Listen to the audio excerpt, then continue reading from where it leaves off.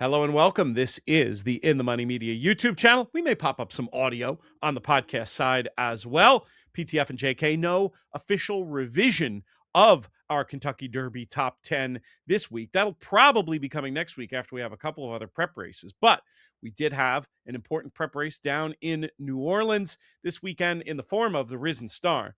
And the horse who's been my particular number one horse I advised as maybe the most interesting 2-year-old then, 3-year-old now of his generation, all the way back in November. Paladin, I think, took another positive step in winning the Risen Star. Maybe, just maybe, we'll even be able to show you some video of that during this YouTube video. We'll see how that works out. But if you're listening on audio, it doesn't matter anyway. But Jonathan, I want to ask you, I've been in the tank for this horse, card-carrying member of the fan club for a long time. I was really impressed with what I saw. Came back with a 93 Beyer Speed Figure in the Risen Star. Give me your quick thoughts on this performance by Paladin and what it might mean going forward. He doesn't have the style of a Derby horse that I love, right? And I'll explain that a little bit more. I mean, I've always kind of preferred the Derby horses that make their own trips, that are shorter price types. He kind of does. I mean, compared to the Zandons and Sierras of the world. Yeah, but he still comes from off of it. But I do think that when they get to the 8th pole, he's gonna want more, while some of the others aren't. He certainly has become, I would think, pretty close to the leader in the clubhouse.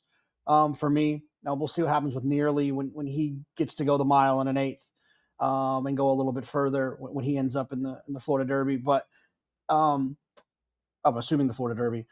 The thing about Paladin for me is, while he is definitely really good and he's going to appreciate more ground, and I thought that his comeback race was a good one, and we'll see him in the bluegrass, just like we saw Sierra Leone, the exact same path that Sierra Leone took. If he ends up being the 5-2 favorite, he's going to be hard for me to digest based on the way that he runs. That's considering that other horses might at that point kind of catch up to him, and not be a standout. He's not running, whatever, Fierceness running 108 Beyers prior right to the Derby. Those horses are easy for me to fall in love with and latch onto and trust.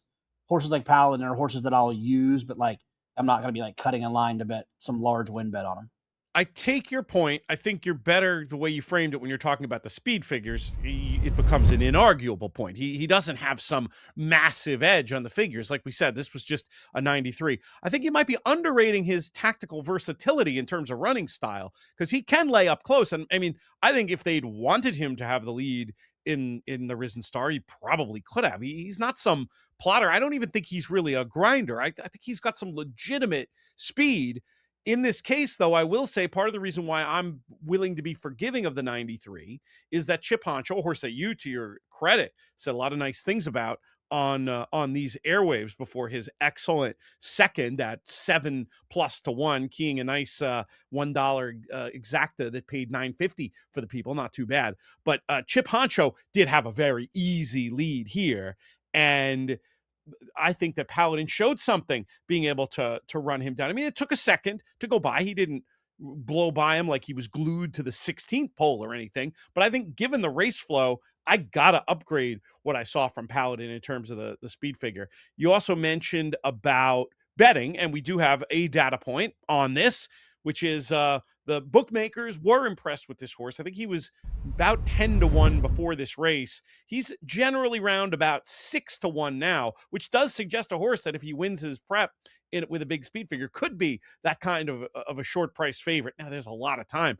between now and then, but I don't think you're wrong to bring up that possibility. What of Chip Honcho? I mean, are we going to look back and say last time was the time? I mean, for him to get as clear as he did and not be able to hold off Paladin at going that mile and an eighth, I mean, just feels like maybe he's going to be one going a little bit shorter, or could I be underrating him? And maybe he's a horse that could have Kentucky Derby aspirations still. Yeah, I mean, look, he wasn't beaten, badly, and obviously I think he probably had the better of the trip from the two of them. So it's kind of one of those wait and sees. I've become a lot different than I used to be when it comes to the Derby. mean, I know we do these top 10 videos all the time and stuff like that, but I've learned that the biggest mistake you can make with the Kentucky Derby is falling in love in January and February. Because what happens, at least what's happened to me, is that, horse players by nature are to a certain extent arrogant, right? That's why we play in parimutuel pools. And I've found that I fall in love with my previous opinion, and it's harder for me to let it go because Yes. I'm admitting that I'm wrong if I let it go.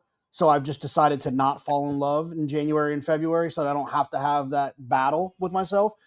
I like to see the last round before I start making declarative statements about how good horses may or may not be when they're going the mile and eighth. So yeah, so I'm not trying to sit on the fence. I mean, if Chip Honcho comes back and runs at a little bit of a quicker pace and runs well in the Louisiana Derby and runs second again or wins, certainly he gets to be a little bit more towards the forefront of the conversation. But as far as Chip Honcho's concerned, to your point that you made about Paladin and the argument about his whether he's tactical or plotty or whatever, when horses like him find themselves sitting fourth off a slow pace, I don't give them any tactical credit there.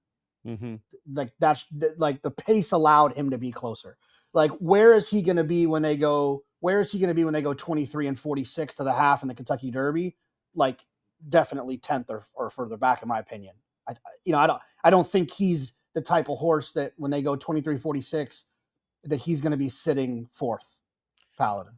I'm trying to pull up a set of pace figures and see. I do know, and I don't believe this was the fastest he'd gone early. But hey, we're going to have an opportunity to debate that fully when they come back and run. And it does sound, everything I'm seeing indicates that your guesses for these top horses on the list are correct. It does sound surely like Bluegrass is going to be the target for Paladin, and nearly does sound like it's going to be the Florida Derby. Yeah, he went a lot slower here than he'd gone previously. I wonder if it was almost a tactical decision to see how he'd do from a position like that. But we'll one of us will have the chance to ask Chad Brown that very question at some point, I'm sure, and we'll report back here. We're going to have another Derby top 10 list next week.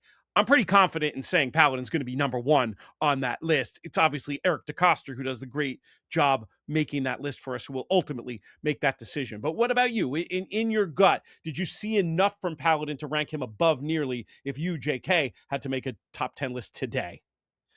Yeah, I mean, it would be one of those situations where I would probably want to 1A it and 1B it. I guess I would give Paladin the edge at this point because he did it at a mile and an eighth. He's got that foundation. He's got a sensational pedigree. He's obviously got a future Hall of Famer in his corner. So he's got everything kind of going his direction. I do think it's funny that the whole Tyler Gaffleone thing, like now Tyler found himself on this horse. It's like kind of the same way he found himself on Sierra Leone, and what's going to happen here. It's funny. I'm sure as bummed out as he was last year to get taken off of Sierra Leone. And some of the feelings I'm sure he had about that. The great thing about this game is it comes full circle on you now. And now he finds himself, for the same connections, riding what could be the Derby favorite. And I don't know the deal. Maybe Flavian, it was a one race deal. Who knows? We'll see. But I was going to ask you that. Like, was it sometimes they'll do a multi-race commitment, a jockey of Tyler's stature, especially after what happened last year. You could see them baking that into the cake, but I haven't seen that reported anywhere. Actually, that's a good note that maybe we can look into that and report back, because obviously we're going to be talking about Paladin next week and beyond too. Yeah, I would assume. I would assume, and the funny is, I could text Tyler's agent, but my fear is that if it is a one race deal, that there could be a sore spot. I don't want to poke at it. So I'm just I'll steer this clear. Will be reported. I'll find out when everyone else finds. Yeah, I'll find out when everyone else finds out. I'm actually kind of maybe it could be a host fail for me that I missed this in the articles, but I did take a quick look to see, and I didn't see the answer. One more thing I did want to mention, and you brought it up about. To me, this race is also more significant than the figure, not only because of overcoming the flow, but because it is a mile and an eighth. I mean, in past years, you've come on the show and given a speech similar to the one you gave earlier about not wanting to fall in love, and you've given it with the proviso, don't want to fall in love until I've seen them go a mile and an eighth. We've now seen that from Paladin. You're reserving judgment, and that's only smart. No reason to get committed. This is a pari-mutuel game. You got to be nimble if you want to win. But for me, who was saying this is my Derby horse before the Remsen, I'm very happy just continuing to wave my little flag down here in the bunker and say it's all about Paladin for me. And we're going to learn so much more in coming weeks. Any closing thoughts? I have one more topic I want to bring up, but anything else you want to get to before we send this home? Yeah, just real quick. There was a Blood Horse article. Let me give credit here. Byron King. I think he hopped on the phone with Chad and said that Chad called Gaffleone's ride flawless in a telephone interview. He asked if Gaffleone would retain the mount going forward or if Flavien would resume riding as he had in the Colts' first two starts. Brown said nothing's been set in stone either way. Oh geez. It's set up for some soap opera, I think, from that one. Only other note I wanted to bring up on this race was I think Chip Honcho, actually an interesting little yardstick, coming in. Not Chip Honcho, I'm sorry. The horse that Golden Tempo, the winner of the last race that Chip Honcho was in. Golden Tempo, I think, an interesting yardstick after winning the previous prep. We thought he was too slow coming in here, and he was indeed, a good 5 lengths back. But even at that, did run a career best. I'm just going to mention this one as an early candidate for your 4th and 5th in your super Derby high five, as a horse that could, isn't going to have a big figure, I wouldn't think, going into the Derby. And then if it looks like it's going to be a speed up Kentucky Derby, if it is going to be that one where you were concerned about maybe Paladin getting out of his ground, being too far back early, maybe Golden Tempo is a horse to look at for deep underneath. I mean, it's very early to be thinking about this stuff, but I do find a lot of times when these ideas fly in my head this early, they can often come to fruition. So I want to keep him Golden Tempo. I don't think he's going to be among my picks for the top 3 coming back in the Louisiana Derby, but he's a horse that could be heard from for a minor award for a valuable prize at some point. Good stuff, JK. Like that instant. I don't know how I missed that. I did look at Byron's article. I just, host fail, like I said, but thanks to Byron for getting that latest bit of info out there. It's a developing story we'll be following throughout the Triple Crown Trail. Make sure you follow all of it on the In the Money Media YouTube channel. Drop a comment below. Let us know who you like as your number 1 for your Derby list. And please rate, review, subscribe, thumbs up, all those good things. We appreciate you very much here at In the Money Media.